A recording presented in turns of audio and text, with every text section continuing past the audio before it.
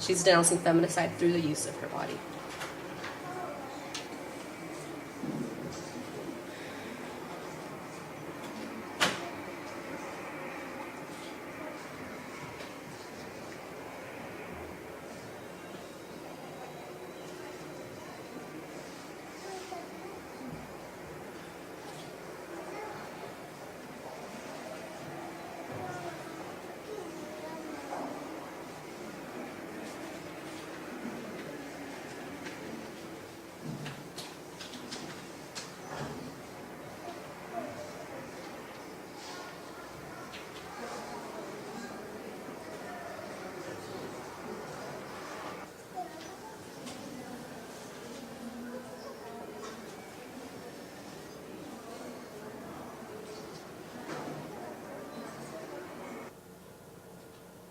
This next piece is called ¿Quién puede borrar las huellas?, translated into Who can erase the traces.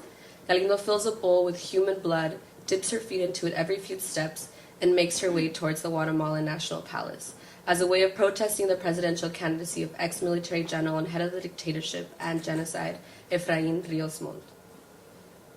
This is a short clip of her performance. Every time she dips her feet into the bowl and steps into the concrete, she leaves traces of blood. The bloody footprints represent the memory of Civil War victims. The memory of these victims follow her towards the entrance of the Guatemalan National Palace, that at this time had allowed the culprit of so much shed blood to represent.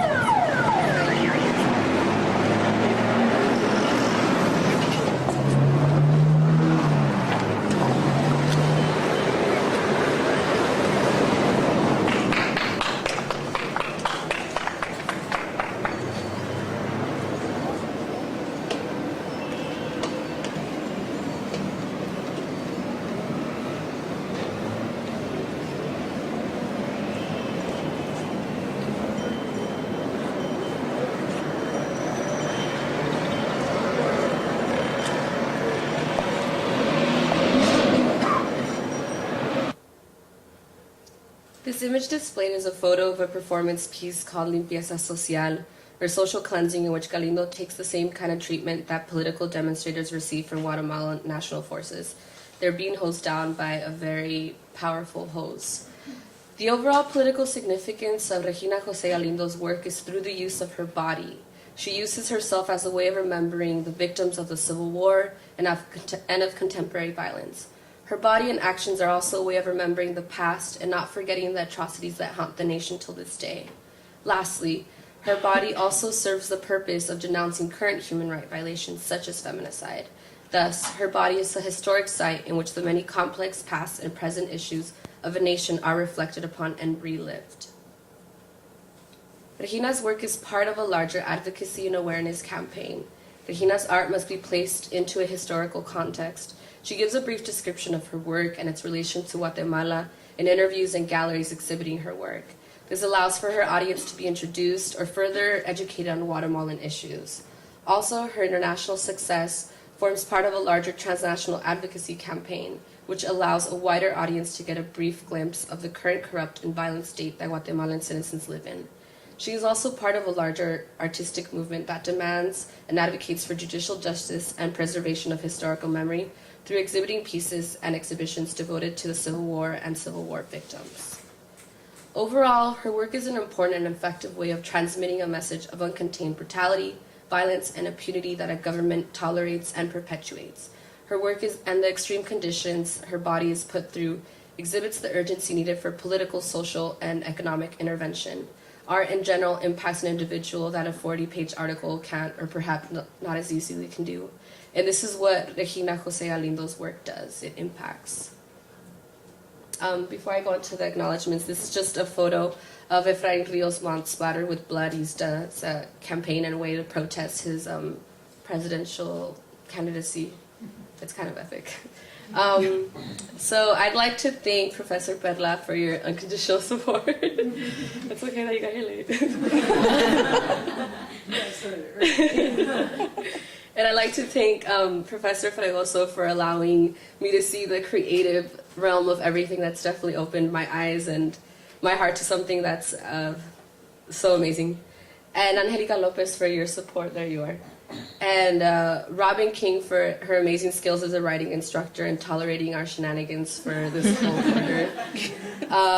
My FMP peers who are now my friends for life and have made this experience definitely worth every moment.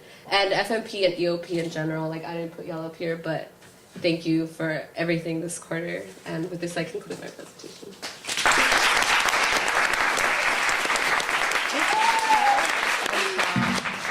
There was a whole group of people going to ask questions, so I was taking my time.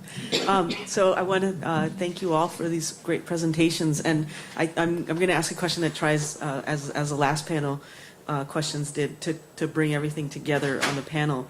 It seems to me that one of the key questions that the three of you are asking is kind of about the relationship of women to the power through representation, right?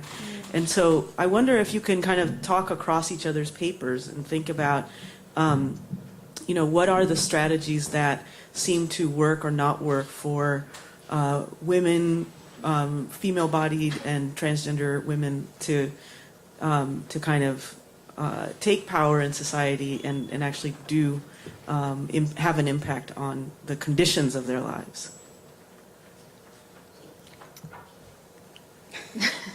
Anyone want to start? Sure. Can you restate that? So I wanted to kind of see if you could talk across the three papers. So there's, three different really interesting examples about the relationship of women to power in society through representation. And they come through different historical moments, through different kind of perspectives. So I wonder if you can talk from each of your research projects about what it seems to take for women to hold power in society, and what strategies seem to work well based on your research. Wow. I'm not sure if I can quite answer that based on the data that I have read from my research, but in terms of, I guess, trans Latinas having power in society, I feel like after reading through the whole data, I feel like a lot of the things that they say come from them wanting to really emulate these female bodies and wanting to look a certain way and wanting to look feminine. So maybe I could interpret that as a way of them trying to find power within their own bodies. But I'm not sure. I mean, I obviously can't speak for them, but I guess that's just my interpretation. Them trying to mold their physical bodies to make themselves more happier, make themselves feel more like women, or whatever the case may be. But I'm not sure if that answers it. But I also have difficulty answering this question. While within the modern society, women definitely have a lot more power. We're allowed to do a lot more than, at least at the time period where my research was taking place.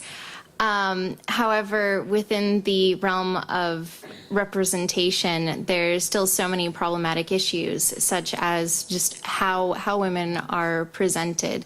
If you look at magazine covers and really scrutinize the way that women are depicted in comparison with men, usually there is some physical aspect involved where there has to be some physical appeal. And this is not the same, it's not mutual for men. Women are sort of empowered through their sexuality, and as my research kind of talked about, in her case, it takes away that power, and that's the balance there. How do representations of women both empower women as well as say, oh, you're being empowered only through this visual aspect? And that's where it becomes really problematic. And I honestly don't know how we can even breach the subject of actually starting to change it and starting to renegotiate it, because at this point it is a society's norm. It's what we're really used to. So breaking from that tradition, I believe, is going to be really difficult. Anyone else?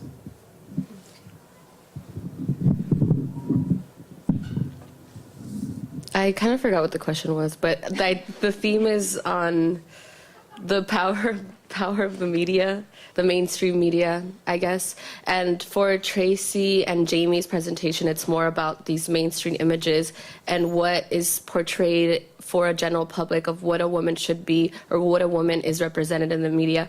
And for me, Regina's work really breaks through that mainstream image of what a woman should be, because she brings in the private, the domestic sphere into the public sphere, and she exposes these issues in public, where we see she's in front of the Guatemalan National Palace. And I feel like, in general, in a way of moving away from these mainstream images that really box in what women identity should be, is bringing in all these different spheres and having a different outlet and of media. But I know it's very hard to combat like the giant mainstream one, but I think it's artists like Galindo and many other people that bring in all these different spheres that are kind of visibilized and marginalized in the mainstream, and a way of letting the public know that it's not just a one-way image, it's a very complex one. It's kind of complicated.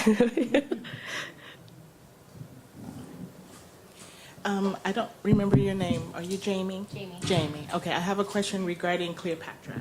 I noticed that the first picture, she looked more African, and then as the pictures progressed, she had more European features. So I just want clarification on Cleopatra, her ethnicity, and in relationship to her power as a woman. Okay.